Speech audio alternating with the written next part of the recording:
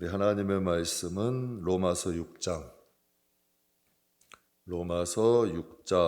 3절에서 5절 신약 성경 246페이지 신약 성경 246페이지 로마서 6장 3절에서 5절입니다.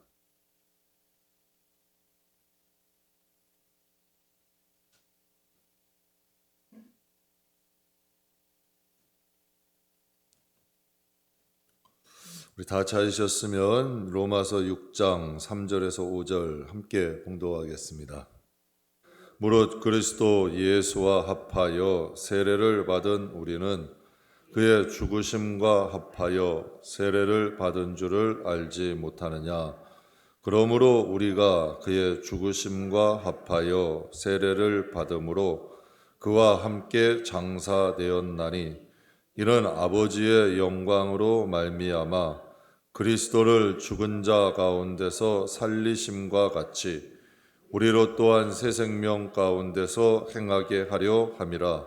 만일 우리가 그의 죽으심과 같은 모양으로 연합한 자가 되었으면 또한 그의 부활과 같은 모양으로 연합한 자가 되리라. 아멘. 부활하셨습니까? 라는 제목으로 여러분과 함께 잠깐 은혜 나누겠습니다. 부활하셨습니까? 고난주 지났으면 부활주일이잖아요. 예수님은 십자가에 진짜 죽으셨기 때문에 부활하셨습니다. 진정한 죽음이 없는 부활은 없죠. 우리가 정말 부활하기를 원한다면, 정말 부활의 생명이 우리에게 있고 그리스도의 생명이 우리에게 나타나기 원한다면 우리의 옛사람은 죽어야 됩니다. 예수님 분명히 말씀하셨거든요. 새 포도주는 새 푸대만 감당합니다. 우리 안에 옛사람이 있으면 그리스도가 일하실 수가 없죠. 우리의 옛사람이 죽어야 그리스도가 일할 수가 있는 거예요. 그래서 성경에 말씀하시기를 가장 좋은 그릇은 금그릇도 아니고 은그릇도 아니고 질그릇도 아니고 나무그릇도 아니다. 깨끗한 그릇이다. 깨끗한 그릇이 가장 좋은 그릇이에요. 깨끗한 그릇이 하나님이 가장 역사하시기 편한 그릇이에요. 그래서 천국은 어린아이 같아야 들어갈 수 있다는 거예요. 어린아이처럼 따를 수 있어야. 그래서 내 양은 내 음성을 듣고 나를 따르는 게 내 양이다 했어요. 예수님의 음성을 듣지 않으면 주님의 양이 아니에요. 듣고 따르지 않아도 주님의 양이 아니에요. 주님의 말씀을 듣고 따를 수 있으려면 내 안에 내가 없어야겠죠. 이게 성도예요. 그렇다면 우리는 하나님은 내 인격을 말살하시고 내 인격을 버리게 하니 아니죠. 가치 있게 하시는 거죠. 나쁜 것, 악한 건 버리게 하시는 거예요. 여러분, 하나님의 나라 가지고 갈 수 없는 건 버리게 하시는 거예요. 그리고 우리같이 연약하고 천하고 부족한 우리를 가치 있게 만드시는 거죠. 우리의 좋은 것들을 더 가치 있게 하시고 나쁜 것은 버리게 하시는 거죠. 그걸 하나님이 하시는 거예요. 그래서 우리를 새 사람 만드시는 거죠. 우리를 단련하여 새로운 존재를 만드시는 거예요. 부활이라는 뜻은 다시부, 살황, 다시 살아나는 거예요. 성도는 부활해야 돼요. 그게 진짜 성도예요. 부활하지 않으면 그리스도가 나타나질 않죠. 여전히 옛사람인걸요? 옛 모습 그대로 살아가잖아요. 그러면 하나님 영광이 나타날 수가 없잖아요. 그건 부활이 아니죠. 부활이라는 건 다시고 살황, 그리스도 안에서 다시 살아나는 거예요. 여러분, 봄이 됐으면 이제 꽃이 피면 예쁜 나비들 날아다니죠. 여러분, 그 나비 하나도요, 애벌레, 징그러운 애벌레가 번데기 속에서 여러분 그 고통 가운데 있다가 먹지도 못해요. 움직이지도 못해요. 그런 번데기 속에 갇혀 있는 시간이 지나야 나비가 돼요. 여러분, 부활 아니에요?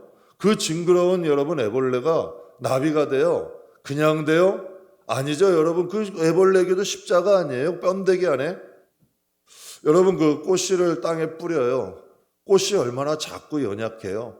중력은 짓누르는 힘이 있어요. 중력이 얼마나 강해요. 근데 그 작은 꽃이 땅에서 심어 놓으면 여러분 어떻게 돼요?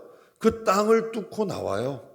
그 여린 순이 땅을 뚫고 나와서 이파리가 생기고 예쁜 꽃을 맺죠. 꽃을 피게 되죠. 이것도 부활 아니에요? 여러분 하다못해 나비들도 부활해요. 하다못해 여러분 들에 있는 꽃들도 부활하는 거예요. 그런데 하나님의 자녀인 우리는 당연히 부활해야죠. 새 사람 돼야 돼요. 이게 진짜 성도의 모습이에요. 성경이 말씀하시는 새 사람인 거죠. 여러분 교회마다 부활주일날 세례 예식을 많이 합니다. 저희 교회도 지난주에 세례식을 거행했는데요. 왜 부활주일날 세례식을 많이 할까요? 오늘 본문 3절 4절에 보면 이렇게 말씀하세요. 무릇 그리스도 예수와 합하여 세례를 받은 우리는, 그러니까 이 세례에 대해서 말씀하시는 거예요. 세례의 진정한 의미, 우리 무릇 그리스도 예수와 합하여서 하나 된다는 거예요. 하나 되어 세례받은 우리는 그의 죽으심과 합하여 세례를 받는 거예요. 내가 세례를 받는다는 건 주님과 합하여진다, 하나가 된다. 그래서 나는 죽는다는 거예요. 그래서 4절 말씀에 그러므로 우리가 그의 죽으심과 합하여 세례를 받음으로 그와 함께 장사되었나니, 우리가 예수를 믿고 세례를 받는 건 안대원은 죽었다는 거예요. 안대원은 이젠 죽고 사라진 거고, 이제는 하나님의 영광으로 말미암아 그리스도를 죽은 자 가운데서 살리심 같이 우리로 또한 그 새 생명 가운데서 행하게 하려 합니다. 이제 세례를 받음으로 옛사람 안대원이는 죽고 이제 하나님의 자녀, 새 생명을 얻은 하나님의 자녀, 그리스도의 인격을 더듬은 하나님의 자녀로 살아간다는 거죠. 그래서 본문 말씀에 세례는 곧 부활을 의미해요. 그리스도와 함께 죽고 그리스도와 함께 살아나는 것, 이게 다시 여러분 살활, 부활이잖아요. 이 세상에서 우리의 삶이 먼저 부활되어야 된다는 거예요.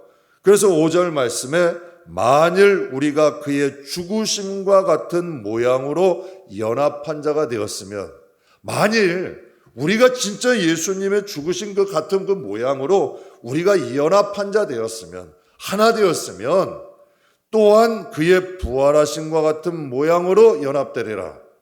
그런데 여러분 우리는 여전히 옛부대예요. 옛사람이에요. 우리에게 십자가가 없어요.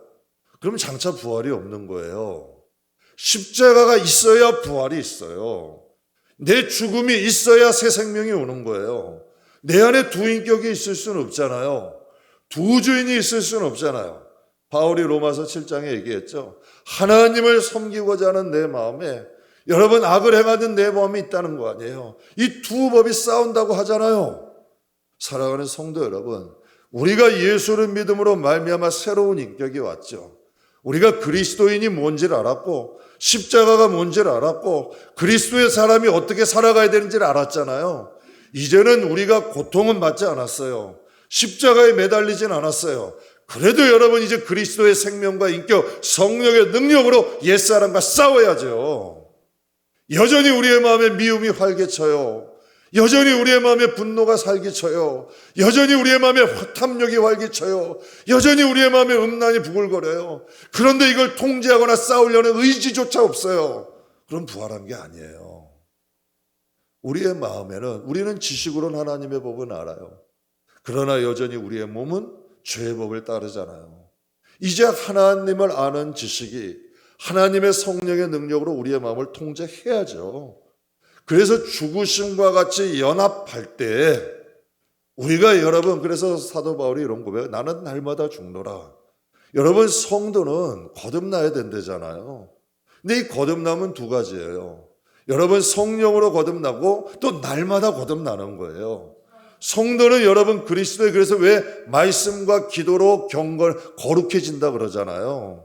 왜 성도는 말씀과 기도로 거룩해지냐면 우리 안에 믿음의 씨앗은 왔지만 여전히 그 세력은 약하단 말이에요. 그러니 여러분 영향력이 키워지려면 먹여야죠. 죄는 우리 안에 여러분 옛사람은 죄를 먹고 자라요. 죄는 계속 공급되잖아요. 그런데 여러분 이 죄도 끊어야 옛사람이 죽죠. 그러면 여러분 우리 안에 성령으로 거듭나고 새 사람 됐어요. 말씀과 기도를 계속 공급해줘야 여러분 이 속사람이, 이 영적인 사람이 승리할 수 있잖아요. 하나님 법대로 살 수 있잖아요. 목사 아니라 여러분 목사 할아버지라 할지라도 기도시고 말씀 가까이 안 하면 넘어지는 거예요. 여러분 그러니까 성경에서도 얼마나 많은 주의 종들이 넘어져요. 여러분 일곱 집사 가운데서 여러분 니골라 같은 사람도 여러분 오히려 이단의 앞잡이가 돼버렸잖아요. 가룟유다도 넘어지잖아요. 사울도 넘어지잖아요. 그러니 하나님의 말씀과 기도로 양육될 때에 이제는 죄의 법을 다스릴 수 있는 부활의 생명이 우리 안에 있는다는 거죠. 정말 하나님 말씀 그대로 하나님이 주인이 되시는 거예요. 그럼 정말 여러분 우리의 자신을 한번 봐요. 우리가 지식적으로 아는 것 말고 정말 내 안에 주님이 내 주가 됐는가? 정말 나는 십자가에 죽고 부활의 생명으로 부활의 영광으로 충만한가? 만약 여러분 우리 안에 부활의 영광 생명이 충만하지 않다면 기도해야지요. 하나님 앞에 붙잡고 나아가. 이것 때문에 우리가 울어야 돼요. 이것 때문에 우리가 애통해야 돼요. 이것 때문에 아버지 앞에 나가야 돼요. 여러분 우리의 마음이 다스려질 때 삶의 문제가 해결되는 거예요. 아무리 여러분 하나님께서 좋은 환경 갖다 놔도 불평 불만하는 사람, 죄가 이 마음에 요동치는 사람은 그 환경을 누리질 못해요. 또 오늘 새벽 예배 때도 말씀드렸어요. 천년을 갑절로 살아도 여러분 선을 모르고 여러분 좋은 일을 행하지 않는 자는 낙태된 자보다도 못하다 했어요. 이 전도서에 나오는 말씀이에요. 전 이 말씀을 듣는데 참 충격적이었어요. 이게 솔로몬이 한 얘기예요. 그가 1000년을 2번을 살고, 그러니까 2000년을 살고 자녀가 100명이고 장수를 하면 무엇하겠느냐? 왜 하나님 보시는 관점은 이 세상의 경점이니까 그는 하나님 앞에 오지 못한다면 낙태된 보자보다 그는 못한 사람이다. 하나님은 이렇게 관점을 지어요.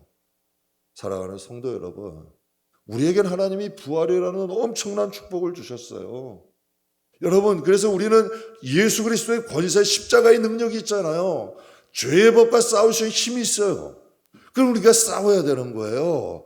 우리의 마음의 옛 속성과 싸워야 돼요. 그래서 성경에 말씀하시길 너희가 아직 죄와 싸우되 피 흘리기까지 싸우지 않는다 했잖아요. 성령의 능력으로 우리의 마음을 다스려야죠. 그리스도의 인격이 새겨지고 그리스도의 형상이 새겨져 가며 정말 하나님이 우리의 마음의 주인 되주시고 예수님이 주인이 되고 성령의 주인 되는 믿음의 사람 세워야죠. 우리가 이것 가지고 하나님 앞에 가는 거예요. 이게 정말 하나님 앞에 내 믿음을 보겠다 하잖아요. 이것과 이게 하나님 앞에 최고의 상급이에요. 최고의 영광이에요. 하나님의 최고의 기쁨이에요. 그래서 사도 바울이 그러잖아요. 내 안에 여러분 너희 안에 그리스도의 형상을 이루기까지 내가 다시 해산하는 수고를 하노라. 고린도 후서 5장 말씀에 이런 말씀 있죠. 고린도 후서 5장 17절 그런즉 누구든지 그리스도 안에 있으면 새로운 피조물이다. 이전 것은 지났으니 보라 새 것이 되었도다. 야, 이게 진정한 그리스도 아니에요? 누구든지 그리스도 안에 있으면, 그리스도 안에 있으면 새로운 피조물이래요. 여러분 정말 우리 그리스도 안에 있어요? 정말 예수님이 우리의 주인이 되면 보래요. 새 것이 되었대요. 정말 예수 안에서 새 것 된 사람들이 얼마나 많아요? 주님을 위해서 사는 분들이 얼마나 많아요? 저와 여러분 우리도 보라 새 것이 되었도다. 정말 우리가 우리의 자신을 거울에다 놓고 안대원 보라 새 것이 되었도다. 우리 말할 수 있을까요? 전 아직 부끄러워요. 솔직히 저는 아직 부끄러워요. 지금 제 자신을 알거든. 보라 새 것이 되었도다. 말할 수 있기엔 아직 부끄러워요. 그래서 사도 바울도 끊임없이 얘기하잖아요. 내가 그리스도를 본받기 위하여 노력한다 그러잖아요. 내가 여러분 그 바쁜 사역의 와중에 자기가 사역을 이만큼 했다는 얘기는 안 해요. 그러나 내 안에 오직 내가 사는 것은 그리스도의 은혜고 나는 그리스도의 발자취를 따라가고 그리스도를 본받기 위해 살아간다 그래요. 이게 십자가고 이게 부활이에요. 여러분 이전 것은 지나갔으니 새로운 피조물이다. 여러분 새로운 창조물이다 이 뜻이에요. 여러분 세례의 의미도 마찬가지죠. 그리스도와 연합해서 우리가 그리스도와 함께 죽고 그리스도와 함께 죽으면 그리스도와 함께 연합하여 부활의 영광을 누린다는 거예요. 여러분, 우리는 장차 주님이 오실 때 부활하게 되죠. 근데 우리의 몸이 부활하기 위해서는 먼저 우리 속사람이 부활해야 돼요. 여러분, 우리의 몸이 부활을 안 되는데 우리의 속사람이 부활하지 않고 새 생명이 되지 않았는데 어떻게 우리의 몸이 부활하겠어요? 여러분, 그게 성경적인 근거가 있는 말씀이에요. 예배소서 4장에 보게 되면 하나님 이렇게 말씀하세요. 예배소서 4장 22절에서 24절 같이 읽겠습니다. 너희는 유혹의 욕심을 따라 오직 너희의 심령이 새롭게 되어 따라 의와 진리의 거룩함으로 지으심을 받은 새 사람을 입으라. 아멘. 정말 우리 옛사람 벗었나요? 옛 구습을 따르는 옛사람을 벗고 의와 진리의 새 사람을 입었냐는 얘기예요. 여러분, 우리가 옛사람의 옷은 벗어버리고 우리가 그리스도로서 옷 입었냐는 얘기를 말씀하시는 거죠. 부활은 여러분 이 세상에서 먼저 일어나야 돼요. 부활은 우리 마음에서 일어나야 돼요. 부활은 우리 생각에서 일어나야 돼요. 썩어져가는 옛사람은 벗어버리고 의와 진리로 새 사람을 입을 때에 우리의 몸도 부활하게 되는 거죠. 우리의 몸도 부활의 영광을 이기게 되는 거예요. 여러분, 우리는 우리에게 물어봐야 돼요. 여러분, 신앙생활은 누구를 위해서 하는가요? 나를 위해서 하는 거예요. 내 신앙이 성장해야죠. 주님의 날에 부활해야죠. 주의 날에 영광 얻어야죠. 그냥 여러분 왔다 갔다 그것만 하다가 정말 하나님 앞에 섰을 때 내 모습이 부끄러우면 어떡해요?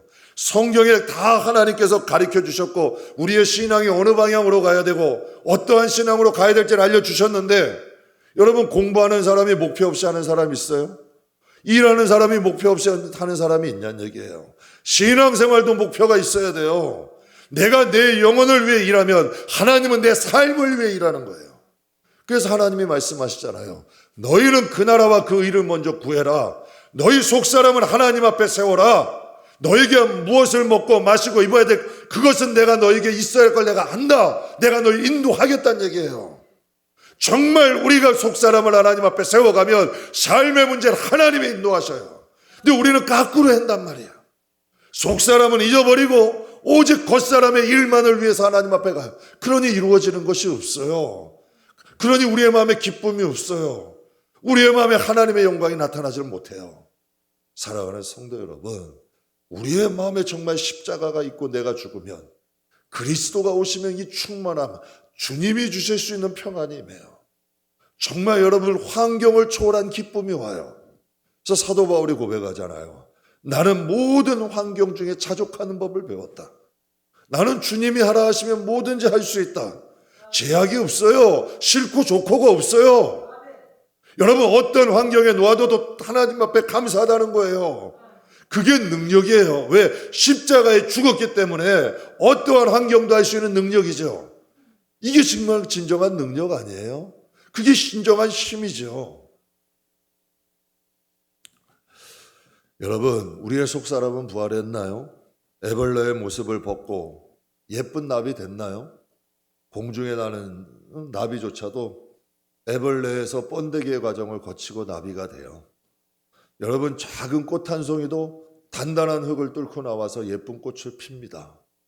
여러분, 우리의 영혼은 반드시 하나님 앞에 서게 됩니다. 정말 우리의 영혼 변해야 됩니다. 십자가를 지나서 부활의 영광 이르러야 됩니다. 정말 하나님 앞에 담대히 갈 수 있는 영혼으로 우리의 자신을 세우는 겁니다. 신앙은 다른 게 아니에요. 내 자신을 세우는 게 신앙이에요. 신앙생활이에요. 내 자신을 세우면 하나님이 그 세운 사람을 쓰세요. 하나님이 그 사람을 통하여 일하시는 거예요. 그에게 여러분 가자 하시면 가자는 대로 가요. 하나님이 시키면 시키는 대로 가요. 그런데 여러분, 내 마음에 여러분 하나님 앞에 세워지지 못하면 여러분 하나님의 뜻대로 살 수가 없어요. 내가 하나님 앞에 세워지면 우리의 삶을 하나님이 인도하시고 삶의 자리에도 열매가 맺혀지고 그리스도의 능력이 나타나죠. 그러니 여러분, 정말 그리스도가 살아계시는 역사들이 일어나는 거예요. 이게 정말 그리스도의 인도함대로 사는 거죠. 우리는 얘기하잖아요. 아, 나는 죽고 이제 주의 뜻대로 삽니다. 정말 주의 뜻대로 사나요? 여전히 우리에겐 좋은 게 있고 싫은 게 있고 하고 싶은 게 있고 하기 싫은 게 있어요. 여러분, 하나님이 가자 하시면 가자 하시면 여러분 우리의 판단에 가고 싶으면 가고 가기 싫으면 안 가는 거예요. 그렇다면 여러분 우리 안에는 십자가가 없는 거예요. 그러면 부활의 능력이 나타나질 않죠. 하나님의 역사가 이루어질 수 없는 거예요. 여러분, 인생의 계획은 한계가 있어요. 그런데 하나님의 계획은 한계가 없어요. 제가 요즘 창세기 통해 은혜 나누면서 요셉의 비밀은 딴 게 아니더라고요. 그는 하나님이 인도한 대로 살아가고 계획은 하나님이 세우시는 거예요. 퍼즐도 하나님이 맞추시는 거예요. 그가 하고 싶어서 간 게 아니라 하나님의 인도한 대로 나아간 거죠. 그때 하나님의 역사가 일어나잖아요. 우리 속사람이 부활하면 여러분 어떤 일이 일어나냐면 우리의 삶의 능력이 나타나요. 여러분의 삶의 자리에 능력이 나타나기를 원하잖아요. 정말 예수를 믿음으로 인하여 내가 좀 예전과 다른 삶 살기 원하잖아요. 그렇다면 여러분 우리의 생각이 바뀌어야 돼요. 내 생각, 내 마음, 옛사람 그대로 가지고 있으면 똑같은 삶밖에 못 사는 거예요. 그러나 정말 내가 주님 인도한 대로 한번 살아보자. 내가 이전에는 이렇게 살았고 이렇게 했는데 이런 거 다 지워버리고, 저는 그 작업 매일 해요. 이거 지우려고 노력해요. 왜? 하나님의 뜻을 모르니까. 예전에 내가 싫었던 거 있고 내가 좋았던 게 있지만 이거 하나 하려고 해요. 하나님의 인도하심 안에서 왜 이곳으로 인도하셨을까? 일단 따라가 봐요. 왜? 그러면 정말 하나님이 역사하시는 길이 있어요. 내가 이전에 내 고집을 고집하고 사는데 어떻게 새로운 것을 바래요? 새로운 게 이루어질 수 없죠. 그러나 여러분, 내 속사람이 부활했어요. 정말 예수님의 십자가에서 죽고 여러분 내가 그리스도 안에서 이제 새로운 삶을 살아가요. 하나님이 인도한 대로 살아가요. 이제 때로는 아브라함처럼 너가 본토 친척 아비의 집을 버리고 나를 따르라 하면 따를 수 있는 마음이 돼요. 정말 다니엘처럼 여러분 선진들처럼 하나님이 이끄시는 대로 가고자 하는 이 마음의 결심과 결단이 섰어요. 그러면 새로운 삶이 있는 거예요. 정말 가기 싫은 여러분 진흙탕 속이라 할지라도 수렁 속이라 할지라도 한번 가보는 거예요. 그럼 그 수렁에 보화가 감춰 있어요. 진흙탕 같은데 그곳에 여러분 옥토가 있어요. 하나님의 역사들이 일어나는 거죠. 근데 내 계산, 내 비전, 내 꿈 가지고는 하나님이 일하지를 못해요. 그러니 우리의 속사람이 부활하면 하나님의 능력이 나타나는 거예요. 우리의 속사람이 부활하면, 새 사람이 되면 하나님이 이끄시는 대로 살아갈 수 있는 거고, 그곳에 하나님의 능력이 나타나죠. 여러분, 부활은 장차 우리 몸이 부활해서 하나님 영광으로, 이거는 여러분 크게 중요한 게 아니에요. 속사람이 예수 안에서 잘 믿고 우리 속사람이 부활하면 우리 몸은 당연히 부활하는 거 아니에요. 그런데 여러분, 우리의 속사람의 부활에 따라 그 부활의 영광이 달라지잖아요. 죽어서 부활하는 건 그렇게 중요한 게 아니에요. 우리 당연히 부활해요. 당연히 하나님 나라 가요. 그러나 우리 속사람이 하나님 앞에 어떻게 살았느냐, 이건 중요하잖아요. 그거에 따라 우리의 부활의 영광이 달라질 거 아니에요. 그러니 여러분, 이 세상에서 하루하루의 삶이, 오늘날 우리가 오늘을 지나면 내일을 맞이하게 되는데요. 우리는 생각할 수 있잖아요. 야, 똑같은 하루? 정말 그럴까요? 하나님을 여러분 믿는 사람의 하루는 천금 같은 거예요. 제가 오늘도 한번 새벽 예배 때 말씀드렸어요. 우리가 아무리 맛있는 거 먹고 아무리 좋은 거 먹어도 결국은 배설물로 나와요. 우리가 이 세상에 아무리 좋은 데 여행을 가고 아무리 좋은 집을 살고 아무리 비싼 옷을 입어도 하나님의 나라에는 아무 상관없어요. 그러나 제 새벽 예배 때 오신 분들 그랬어요. 여러분이 이렇게 나와서 기도하는 이 시간 하나는 하나님 앞에 보석이 된다. 우리가 하나님과 행했던 모든 일들은 그날에 다 살아 움직이는 거예요. 여러분, 요즘 제가 이 손녀 보면서 예림이 어렸을 때가 새록새록 생각나요. 잊어버리질 않는 거죠. 여러분, 내 기억 속에 남아있는 거예요. 왜 그럴까요? 자식이니까. 하나님도 마찬가지 아니에요? 내가 이 세상에서 하나님을 위해 살아간 삶은 없어지지 않는 거예요. 찬란하게 빛나는 거예요. 그날에 가서 후회하죠. 야, 내가 하나님을 위해서 조금 더 열심히 살 걸. 정말 하나님을 산 모든 삶 발자국 하나하나가 영광이 돼서 보석같이 일어나는 거예요. 여러분, 한번 하나님이라면 여러분이 하나님을 위해서 믿음 지키고 하나님 뜻대로 살아가요. 그러면 여러분의 자손과 여러분의 가정을 하나님이 축복 안 하실까요? 그래서 성경에 말씀하시는 거예요. 의인의 가족, 의인의 자손은 걸식하는 법이 없다. 여러분, 예수 잘 믿는 나라가 망하는 거 보셨어요? 제가 TV에 무슨 어떤 역사에 대한 걸 보는데요. 미국의 청교도들이 미국에 정착했을 때요. 그들은 여러분 노예였어요. 그들이 그 땅의 주인이 아니었어요. 그런데 그들의 마음속에는 사명이 있었대요. 우리가 가는 발자취마다 신의 인도함, 그러니까 하나님을 이야기하잖아요. TV는 신이라고 하는데 하나님의 이런 역사를 남겨야 된다.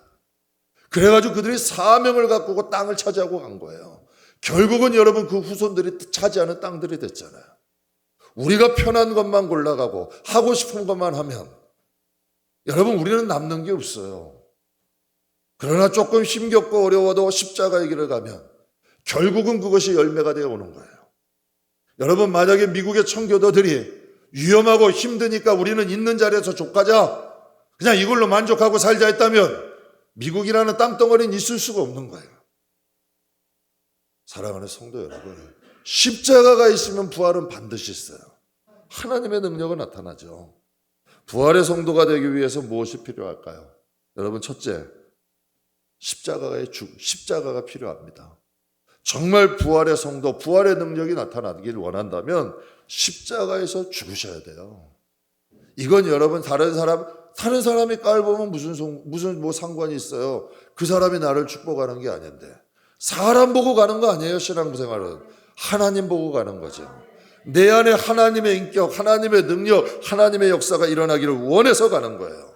그래서 4절 말씀에 그러므로 우리가 그의 죽으심과 합하여 세례를 받음으로 그와 함께 장사되었나니, 그리스도의 능력은 가만히 성경을 보세요. 십자가에서 시작됐어요. 여러분 참 아이러니하죠. 종려주일날 종려나무 가지 흔들고 호산나 찬송 부리며 왕을 하듯이 막 겉옷을 갖다가 예수님 앞에다 깔아드리고, 여러분 예수님 예루살렘에서 입성할 때 얼마나 수많은 사람들이 호산나 찬송하며 맞이했어요. 그런데 예수님이 무기력하게 로마 군인들 또 유대인 지도자들에게 잡혀가지고 그 새벽에 여기저기 끌려다니면서 모욕, 핍박, 수치, 결국은 십자가에 지셨어요. 호산나 찬송하던 사람들은 여러분 다 어떻게 돼요? 다 폭도가 됐고 제자들은 다 도망가고 모든 사람들이 보기에 예수님은 뭐예요? 그냥 흉악한 죄인이에요. 흉악한 죄인이잖아요. 모든 사람이 볼 때 다 떠나고, 호산나 찬송하던 사람들도 다 떠나고 제자들도 떠나고, 여러분 로마 군인, 유대인 제사장 지도자들이 여러분 여기저기 끌고 다니면서 여러분 그냥 끌고 다녔겠어요? 온갖 수침, 모욕, 채찍, 핍박 다 줬잖아요. 그리고 십자가에 딱 달리니 그냥 영락없는 죄인 아니에요. 철저한 패배고 철저한 짓밟힘 아니에요. 그런데 이상한 일이 일어나잖아요. 예수님의 십자가를 지셨는데 사도행전 2장 여러분 36절에 이렇게 말씀하고 있어요. 이스라엘 온 집은 확실히 알아라. 너희가 십자가에 못 박은 이 예수를 하나님이 주와 그리스도가 되게 하셨느니라. 모든 사람은 다 버렸잖아요. 제자들도 버렸잖아요. 사람들, 군중들, 그 수많은 사람들 따르던 군중들 다 버렸잖아요. 그러나 여러분 예수 그리스도를 누가 높였어요? 하나님이 높였잖아요. 다윗 왕을 누가 높였어요? 장인인 사울도 죽이려고 그랬고, 아버지인 이새도 관심이 없었고, 여러분 다윗의 형들도 다윗에게 관심이 없었어요. 그렇다면 여러분 다윗을 세운 분이 누구예요? 그럼 요셉을 세운 분은 누구예요? 저는 이게 성경에만 있는 이야기인 줄 알았어요. 아니에요. 하나님은 정말 우리가 십자가에서 죽는다면 하나님이 일하기 시작하시는 거예요. 예수님이 십자가에 죽지 않았다면 하나님이 일하실 수 있는 명분이 없잖아요. 그런데 성경엔 분명히 말씀하셨거든요. 하늘의 미랄이 땅에 썩어 죽으면 30배, 60배, 100배 결실을 맺게 될 것이다. 이건 하나님의 연약, 약속, 예언이잖아요. 내가 십자가에 죽어야 하나님의 일할 명분이 생기는 거예요. 정말 내가 하나님을 내 안에 높이고 하나님을 위해 살아갈 수 있는 내 마음에 확고한 신념과 믿음이 있을 때 하나님이 내 영혼과 내 가정과 내 삶을 인도하기 시작하는 거죠. 십자가에 죽는 척하면 소용없어요. 정말 십자가를 통과한 부활이 있을 때 하나님의 역사를 시작하는 거죠. 모든 사람들이 예수님께서 십자가에 죽으시고 어떻게 생각했어요? 다 끝난 줄 알았어요. 예수님이 십자가에 죽으시고 제자들은 다 갈 길 떠난 거예요. 아, 이제 끝났구나. 야, 우리가 따르던 예수님, 야, 이게 다 끝난 거구나. 다 끝난 줄 알았어요. 그런데 여러분, 끝났나요? 그 십자가에 달리신 예수의 이름이 능력이 됐잖아요. 그 예수의 이름의 능력이 돼서 그 능력으로 인하여 많은 사람이 병도 고쳐지고, 여러분, 모든 하나님의 역사도 일어나고, 예수의 이름으로 구할 때 하나님이 들으신다고 하고, 여러분, 그 예수의 이름이 능력이 됐잖아요. 여러분, 아브라함에게 이런 말씀하셨죠. 너가 이제야 내가 나를 경외하는 줄 알겠다. 너가 내 독자 이삭까지라도 나에게 아끼지 않으니 너를 이제는 내가 너를 축복하겠다. 너는 이제 너가 복이다. 아브라함, 너가 브랜드야. 너 이름이 있는 곳을 내가 축복할게. 너 자손을 내가 축복할게. 여러분, 이게 예수님이 받으신 복, 아브라함이 받은 복 똑같은 거 아니에요? 그 이름이 그 브랜드가 돼버렸잖아요. 그가 가는 곳을 복되게 하시잖아. 예수의 이름이 있는 곳에, 이 아시아에 예수의 이름이 오니 이 나라 이 정도 살게 되잖아요. 예수의 이름이 깃발이 꽂힌 곳에는 생명의 역사가 일어나잖아요. 왜? 십자가에 죽으신 예수님이 계시기 때문에 그곳에 다시 살아난 역사가 일어나죠. 여러분, 우리의 옛사람에겐 능력이 없어요. 여러분, 우리 옛사람의 미련 갖지 마세요. 우리 옛사람은 철저히 십자가에 죽어야 돼요. 그래야 그리스도의 생명이 다시 살아요. 우리의 옛사람을 신주단지 모시듯이, 정말 보물단지 모시듯이 갖고 있으면 우리의 삶은 계속 어려워지는, 낱낱이 깨버려야 돼요. 다 벗어버려야 돼요. 그리고 우리 안에 그리스도 안에서 새로운 사람 돼야 돼요. 그때 하나님이 일하기 시작하시는 거예요. 그래서 고린도전서 1장 18절에 이렇게 말씀하세요. 십자가의 도가 멸망하는 자에게는 미련한 것이로되 구원을 얻는 우리들에게는 하나님의 능력이다. 십자가를 통과하지 않는 사람은 그리스도의 능력이 나타나지 못합니다. 근데 여러분, 저 장담할 수 있어요. 십자가를 통과하면 그 기도가 틀려져요. 여러분, 그 믿음이 틀려져요. 여러분, 그 삶이 틀려져요. 그리스도의 능력이 나타나는 거죠. 그래서 여러분, 아까 그 사도행전 말씀처럼 너희가 십자가에 못 박힌 예수를 하나님이 주와 그리스도가 되게 하셨다. 이게 바로 여러분 영적인 신비고 하나님의 능력이에요. 그래서 바울이 고백한 거예요. 나는 그리스도 안에서 날마다 죽노라. 저는요, 얼마나 고통스러웠을까? 제가 이 철없을 때 이렇게 생각했어요. 그런데 그게 아니더라고요. 사도 바울인 자기는 죽고 그리스도의 능력으로 날마다 살아난 거예요. 날마다 새 힘을 가진 거예요. 그러니까 그가 그것을 내가 내 자랑을 두고 하는데 나는 날마다 죽는 게 내 자랑이다. 왜? 내가 날마다 죽을수록 그리스도의 능력은 더 강하게 나타나니까. 나는 약해지고 주는 더 강해진다 그러잖아요. 그래서 성숙한 성도는 나는 죽고 그리스도가 사는 게 진짜 지혜로운 성도예요. 여러분, 진짜 약은 성도예요. 진짜 하나님이 역사하는 성도예요. 자기는 죽고 그리스도를 사는 사람, 이게 미랄의 축복이죠. 그 가정이 복되질 수밖에 없어요. 하나님이 역사하실 수밖에 없는 거죠. 어떤 성도분이 존경하는 목사님께 이렇게 물었어요. 목사님, 세상에서 죽는다는 게 무슨 뜻입니까? 이 목사님이 성도분에게 이렇게 얘기했어요. 공동모지에 가셔서 무덤에다 대고 그 안에 누워있는 고인에게 아주 욕을 한바탕 퍼붓고 오십시오. 그래서 좀 이해는 안 됐지만, 이상하게 생각했지만 시킨 대로 하고 왔어요. 근데 이제 돌아온 성도한테 또 얘기했대요. 그럼 이제 가서 그 욕을 실컷 퍼부었던 거기 가서 한번 칭찬을 아주 그냥 할 수 있는 칭찬은 다 하고 한번 오보십시오. 그래서 또 칭찬을 하고 왔대요. 그래서 돌아온 그 성도에게 이제 목사님이 물었어요. 목사님이 물었죠. 그 무덤에 가서 욕을 퍼부어 댔을 때 그 시체가 화를 내던가요?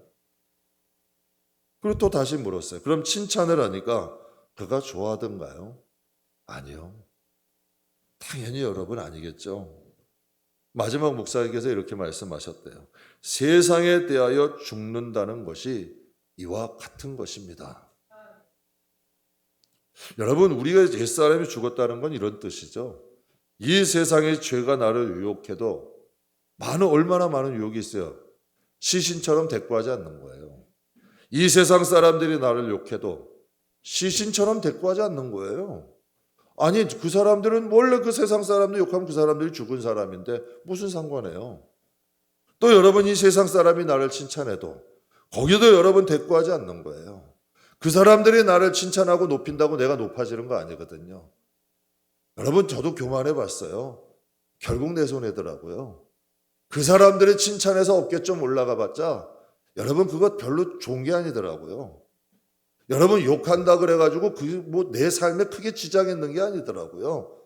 그냥 나는 내 길 가면 되더라고요.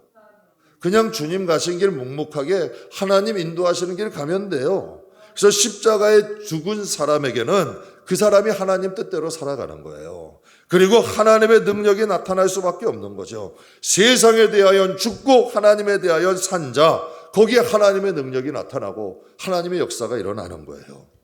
애벌레가 나비가 되기 위해서는 반드시 여러분 거쳐야 될 게 있는데요. 번데기 과정이래요.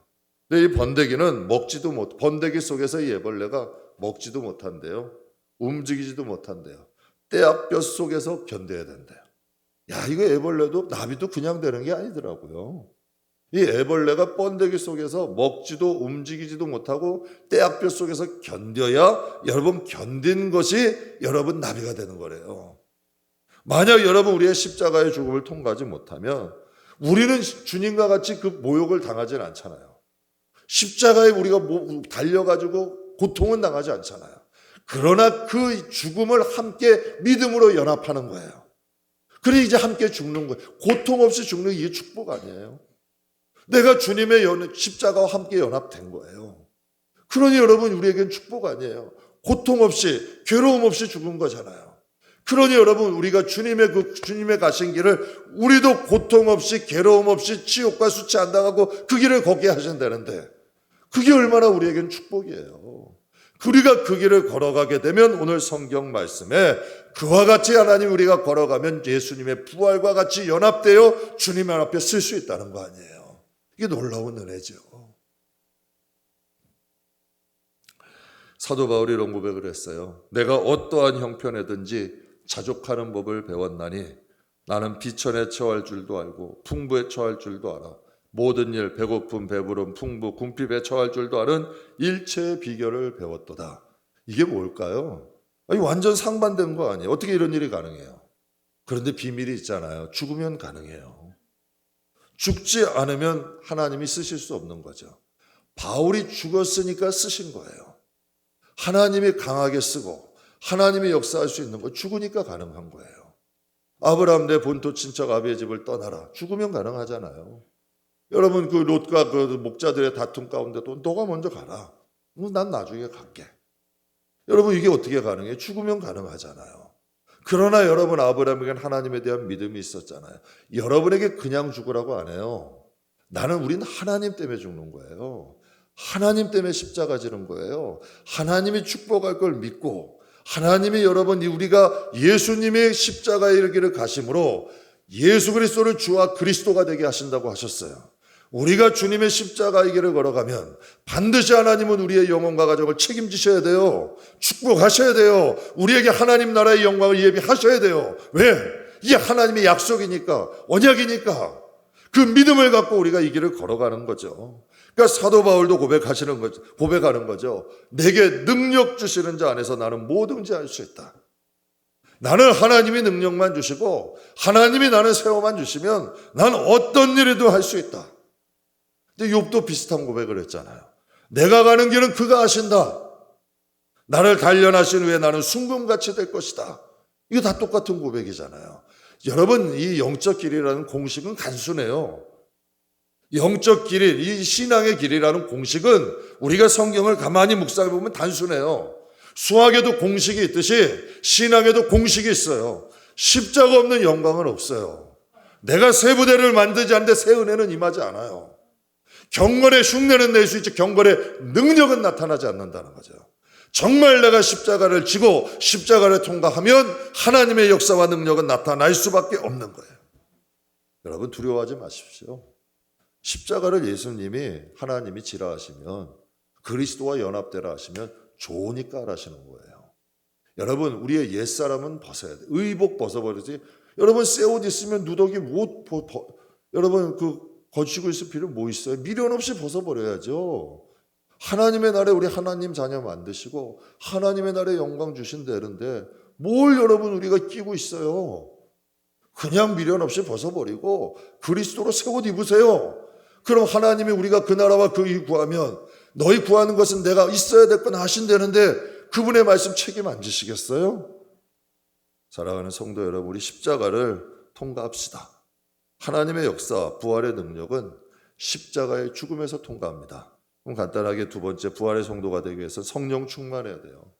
부활과 성령 무슨 연관성이 있을까요? 누가복음 4장 1절 말씀해 보게 되면 우리 함께 봉독하겠습니다. 예수께서 가사 광야에서 40일 동안 성령에게 이끌리시며, 예수님도 하나님이시지만 이 세상에 오셨을 때에 여러분 성령 충만하여 성령의 이끌림 안에 사셨어요. 성도는 내가 사는 게 아니에요. 성령 충만해야 돼요.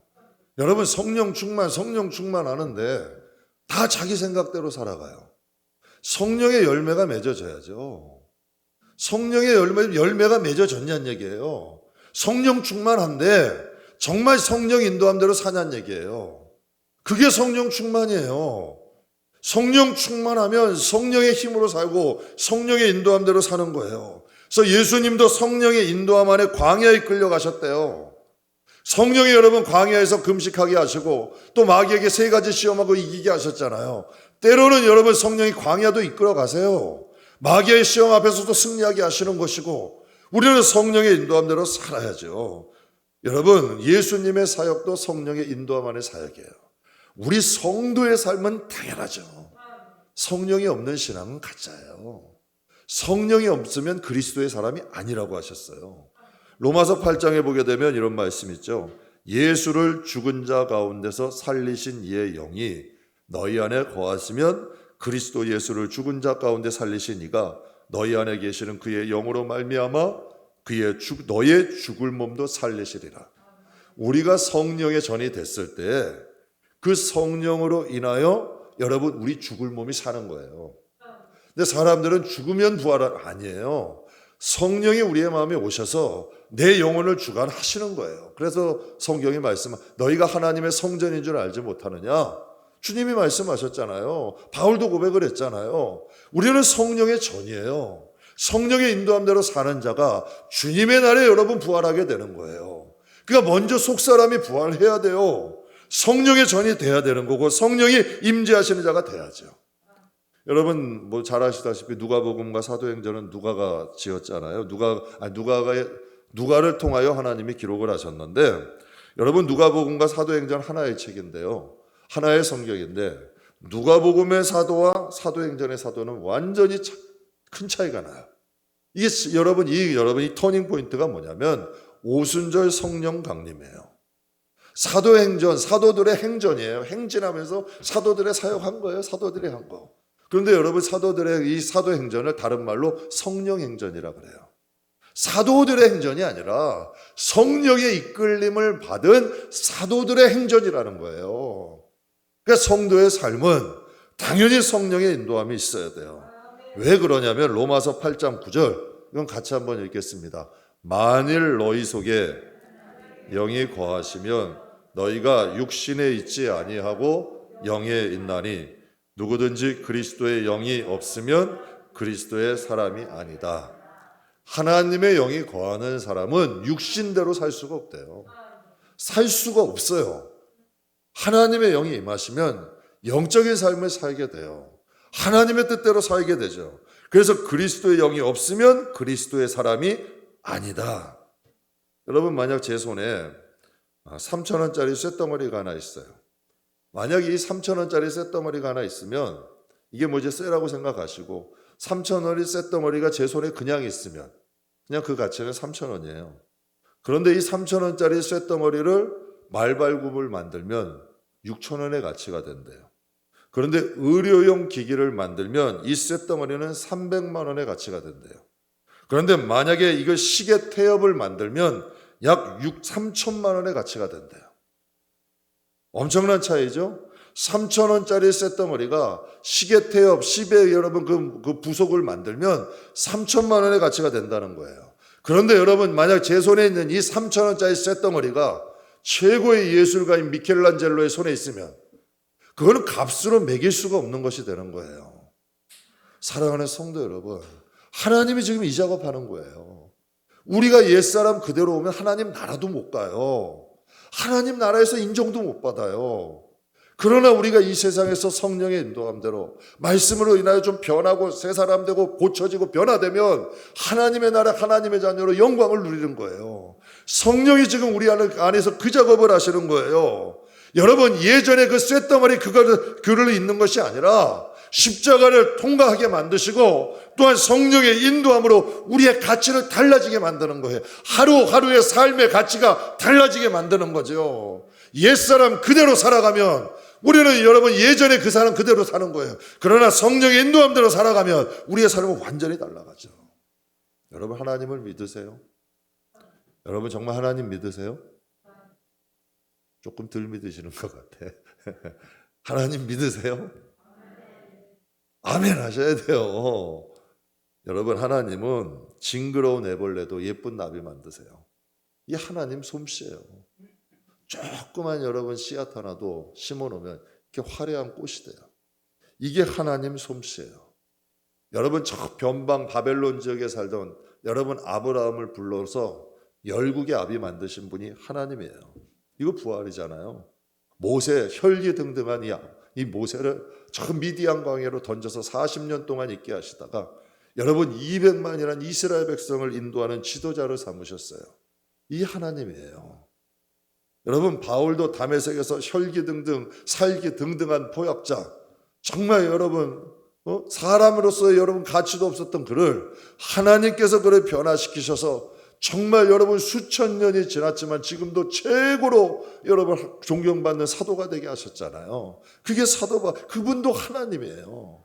아브라함이 위대한 거 아니에요. 모세가 위대한 거 아니에요. 바울이 위대한 거 아니에요. 다 하나님 솜씨예요. 그래서 스가랴서 4장 6절 우리 같이 한번 읽겠습니다. 만군의 여호와께서 말씀하시되 이는 힘으로 되지 아니하고 능력으로 되지 아니하며 오직 나의 영으로 되느니라. 아멘. 말씀 마무리하겠습니다. 여러분 부활하셨습니까? 우리가 부활절을 매년 보내고 있는데요. 여러분 언젠간 마지막이 되겠죠? 언젠간 우리에게 마지막 부활절이 될 날이 올 겁니다. 여러분 그 오랜 세월 수십 번의 부활절을 지났지만 부활하지 못했다면 정말 하나님 나라에 가서 후회되지 않을까요? 야, 내가 그 많은 고난주간, 그 많은 종려주일, 그 많은 부활주일을 지냈는데 나는 여전히 헌프되고 나는 옛사람 그대로 있다. 여러분 이건 좀 충격 아닐까요? 그래서 5절 말씀에 꼭 기억하세요. 만일 우리가 그의 죽으심과 같은 모양으로 연합이 되면, 너희가 만약 그렇게만 할 수 있으면 또한 그의 부활하심과 같은 모양으로 연합될 것이다. 예수님이 어떻게 부활하셨어요? 여러분 하나님 나라의 주가 되셨잖아요. 분명히 성경엔 이렇게 약속하셨어요.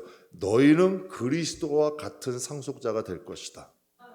이거 성경 말씀이잖아요. 그러기 위해서는 우리가 이 세상이 주님 때문에 정말 지혜 있는 성도들, 하나님의 나라에 영감 있는 성도들, 말씀에 깨달은 성도들은 여러분 주님 가신 길을 걸어가는 거예요. 애벌레가 번데기는 허물을 벗고 나비가 된 것처럼 우리 옛사람을 벗어버리고 새 사람 됩시다. 그래서 우리 십자가를 통과하고 성령의 인도함대로 살아가는 믿음의 사람, 정말 부활의 능력 여러분에게 나타나고 정말 여러분의 이름이 전 브랜드가 되면 좋겠어요. 전 우리 성도들 덕 좀 보고 싶어요. 우리 성도들의 이름이 그냥 브랜드가 돼서 그 성도님 때문에 교회도 복을 받고 그 성도님 때문에 저도 목회 잘하고 그랬으면 좋겠어요.